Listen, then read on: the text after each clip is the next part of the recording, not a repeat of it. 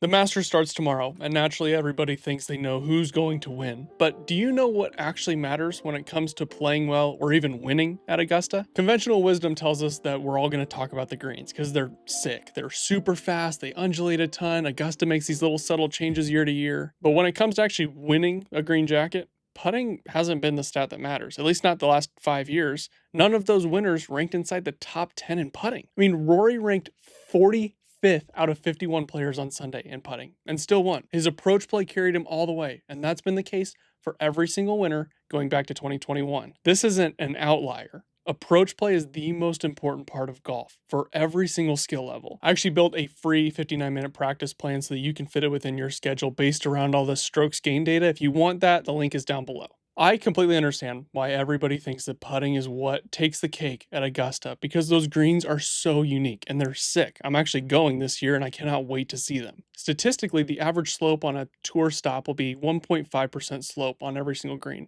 versus Augusta's average slope is 2.5%. That on top of all of them running at 13 to 14, these massive slopes that can repel a ball off a green. You've seen people 3, 4, 5, 6, 7, 8 putt on every single green on that course. And they're so visually dramatic that you just can't stop talking about them. But when I started digging into the data and analyses of these greens and who wins at Augusta and why, I found that putting was actually the equalizer, not the differentiator. So here's what the greens at Augusta actually do to the leaderboard. Because the greens are so extreme, everyone kind of struggles equally. The strokes gained putting leaderboard is super tight every single year. The difference between the best putter that week and the worst is actually much closer than you might think it is. And even versus a normal tour stop, putting only accounts for 35% of variance in scoring, whereas a normal tour stop, it's 35%. It's actually the one major where putting matters less than average.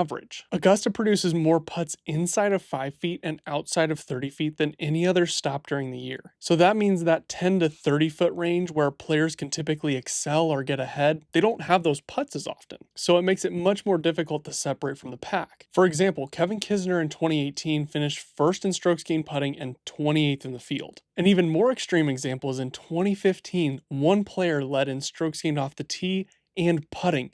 And it wasn't Jordan Spieth, it was Dustin Johnson. He finished 9 shots back. The best putters don't necessarily win at Augusta because Augusta takes that out of the equation. So what does win? As we alluded to earlier, approach play, and it's not even close. 5 of the last 7 recipients of the green jacket were in the top 5 for strokes gained approach. 9 of the 10 winners from 2012 to 2022 ranked inside the top 7 in greens and regulation. There's a few factors that play into this. A key one being that Augusta plays longer than almost any stop on tour, so it leaves much longer approaches. So it requires you to be significantly more accurate with your long irons. Now, par 5s are kind of the hidden secret in all of this. Since 2010, par 5 scoring has been 73% of the advantage that the winner had over the field. And we saw how important these par 5s are last year with Rory either pulling himself way out of the tournament on the par 5 or excelling past the field on a par 5.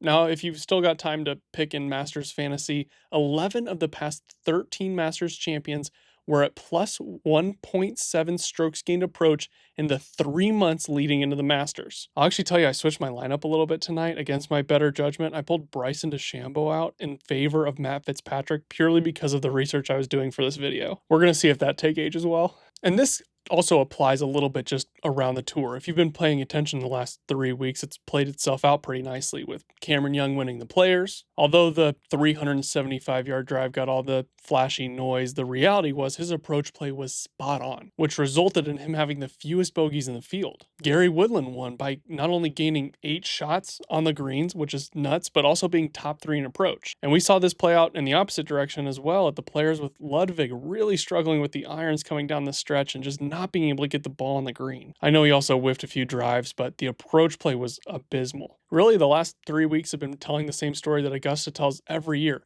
Approach play is at a premium. So here's the part that actually matters for your game. Strokes gained approach across all handicap levels is 37% of scoring, and off the tee is 20%. So 57% of your scoring comes down to ball striking. We see that it's difficult to separate from the pack at Augusta when it comes to putting, but that's also true when it comes to the recreational game. For example, a 10 handicap makes 52% of their 6-footers, but a tour player makes 50% of their 8-footers.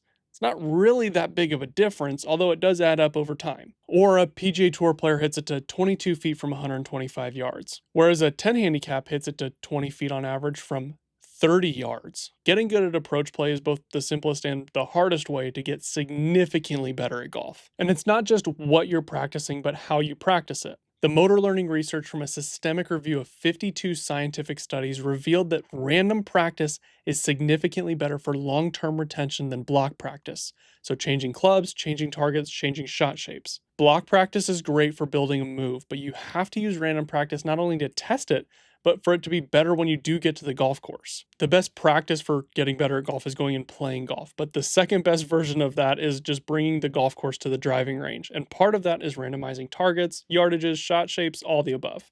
If you're not sure what that actually looks like, I mentioned earlier I've got that 59-minute practice plan. It's completely free, just download it below.